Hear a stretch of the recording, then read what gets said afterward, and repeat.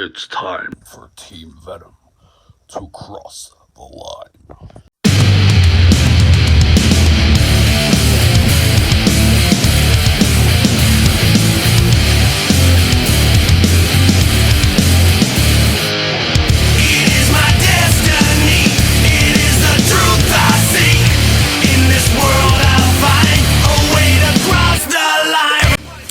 Hello and welcome to another episode of Talking TNA.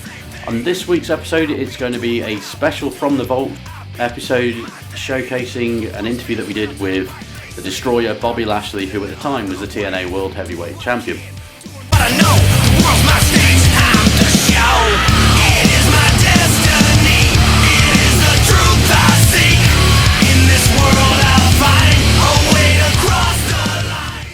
Okay, so the following footage was recorded back in 2015, January 2015, when Bobby Lashley was TNA champ.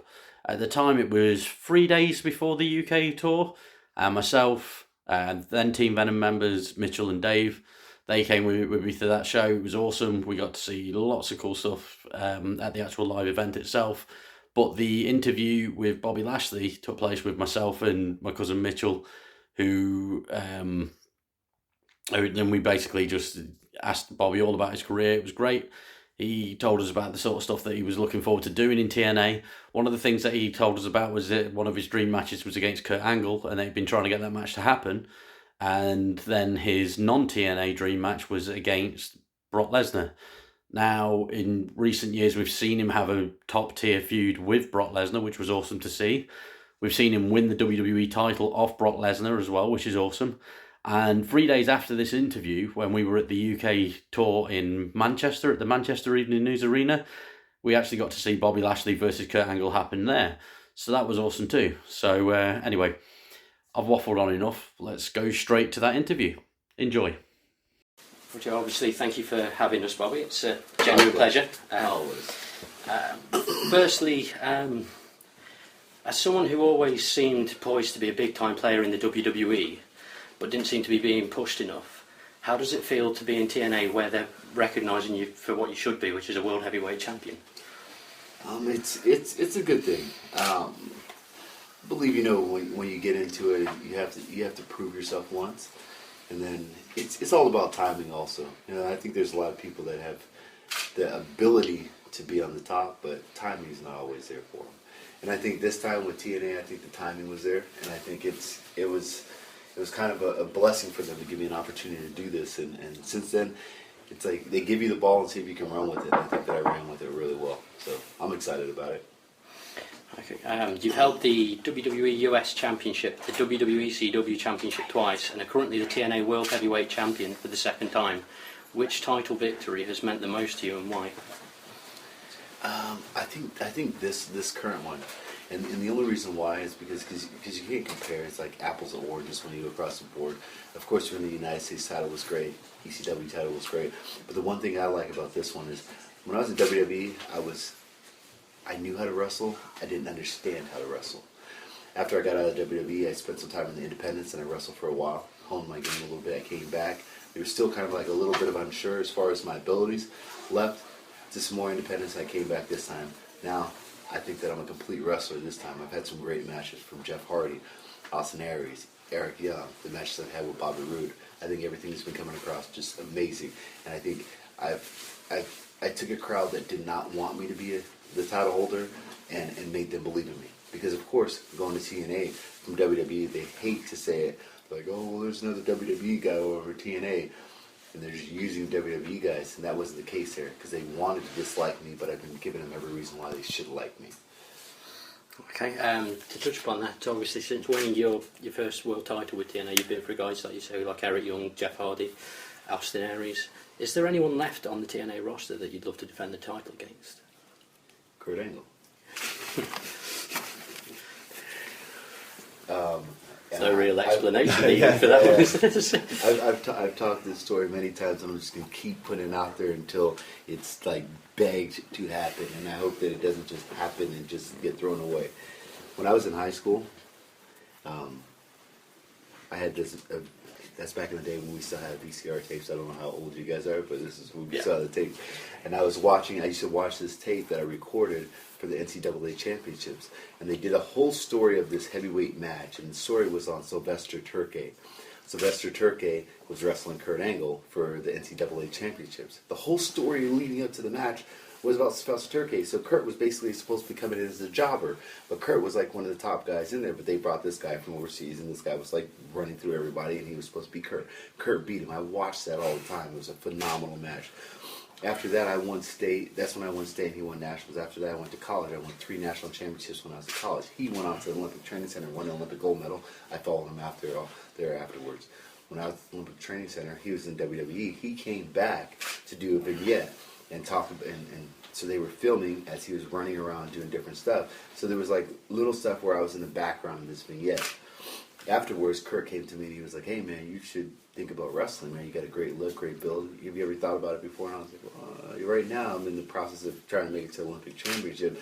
So right now I can't say yes, more no right now, but I would love to. I'm a huge fan. I've always been a huge fan." He said, "Well, let me get you in touch with the right people and see if you can get there." Make a long story short, things happen. I end up leaving the Olympic Training Center, going to WWE. There for a year, Kurt left to TNA. After that, I left, I go to TNA. So our careers kind of follow each other all the way around. And at this entire time, me and Kurt never touched. Never done anything together. And I think Kurt's probably one of the best people in the wrestling business across the board, and I've never done anything with him. So I think I'm just chopping at the bits for the opportunity to be able to wrestle against Kurt Angle. Hopefully the title's on the line so that we can really do something big, or some kind of storyline where I go after Kurt and kind of bring him back. Because, of course, that whole motto, to be the man, you got to beat the man. And in my eyes, there's nobody bigger than Kurt in this business. But what I have to get is Kurt back to the Kurt Angle that he was when he was the biggest thing in wrestling, when he was the biggest thing in pro wrestling and in amateur wrestling. So that's the person I want to beat. Rich, do you want to do a couple? Yeah. Obviously, you obviously just covered Kurt Angle, so I don't really need to answer this one because obviously it's just what inspired you to be a pro wrestler. Yeah. Obviously. But you know what? I loved it when I was little. I believed the claw was real. You know, there was just so much stuff. But it's kind of one of those things where I loved movies when I was little, but I never saw myself as being a movie star. Same thing with pro wrestling. I just loved it. Not until Kurt actually linked me up with the right people when I was all the way in my 20s in the Olympic Training Center did I actually think that it was an actual opportunity. So, if anything, Kurt was the one that kind of led me into it. So, how did you find it? I can't even read your writing. Sorry. Do you want me to do this? Yeah. Okay. How did it feel to be in the main event of TNA's first show on Destination America? The company obviously thinks highly of you if they wanted to usher in this new era with yourself versus Bobby Roode as the main event. Yeah, well, I thought it was definitely them giving me the ball again. You know, at the beginning when they gave me the title, it wasn't written in the plans. I don't think there was nowhere in the plans that I was supposed to get it that early. I mean, I wasn't even supposed to be on the roster. I was actually, when I got called, I was supposed to be going on a tour to Qatar, and I was supposed to leave there on a Thursday. And when I had my bags packed and everything, I'm waiting. I get a call from the promoter saying the trip got canceled.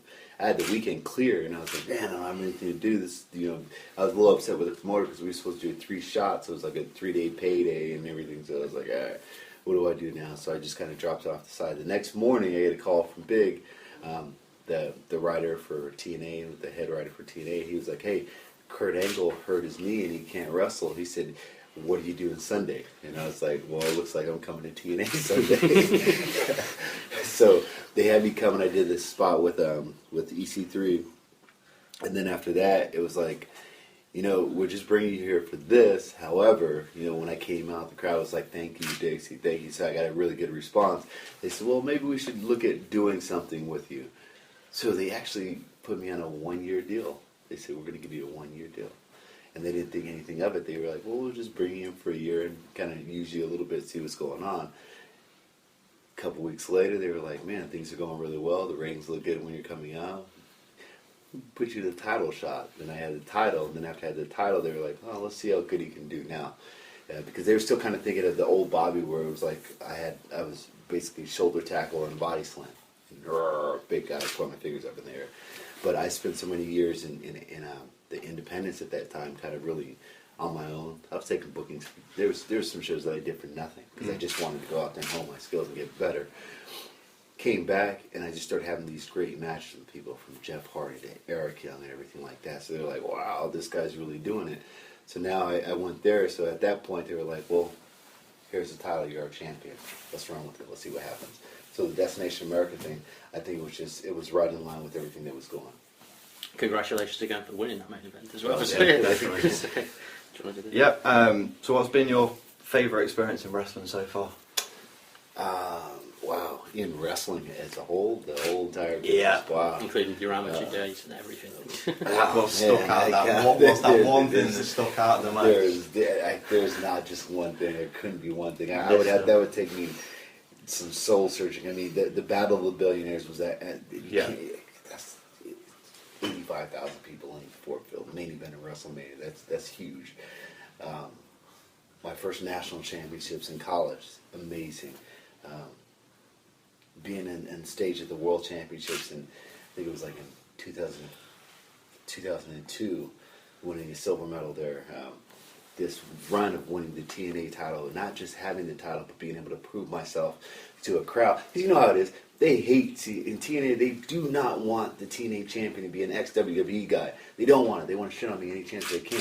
And I took the crowd from not wanting it to happen to being okay with it, to like, I'm having people say, man, this is the best run Bobby's had in wrestling. So it's my... The thing I like about the TNA title is that I was able to prove to some of the people that didn't want me to do well that I can do well. This week you'll be over here in the UK for TNA's Maximum Impact 7. What can the UK fans expect to see from the champ? There's a lot of vengeance. They always say don't base your life off vengeance, but man, I got beat up a lot the last few shows, and I got this whole little goon squad that I have to go after. So they're gonna see matches with MVP. I don't know, the whole low key. I said Samoa Joe, Kenny King. I'm going after that whole group, so I think it's gonna be very exciting to see how I go about getting some revenge on this whole little clique. You spent the better part of the last year associated with the clique that you just mentioned, with MVP. Who was another guy who should have been a main eventer in WWE, and you now find yourselves on the opposite side of the ring. What can we expect to see between the pair of you? I think it's going to be a really hype match. If they do it right, I think it's going to be a really hype match. One, because, and I've said this before, I think right now across the wrestling business, I don't think anybody's better on the mic than MVP. You give him the mic, the guy can learn. Nobody's writing a script for him. Nobody's telling him what to say. He's doing it on his own. And I think he's really good at that. So I think he's going to be able to build the match. But then at the end of the day, after the match is built, I'm going to take the microphone, I'm going to shove it down his throat, and I'm going to beat his ass. Because that's what everybody wants to see, and that's what's going to happen. Who do you see has the future in TNA? Who's the next person to step up? I'm going to say this again. I think Gunner. Yeah.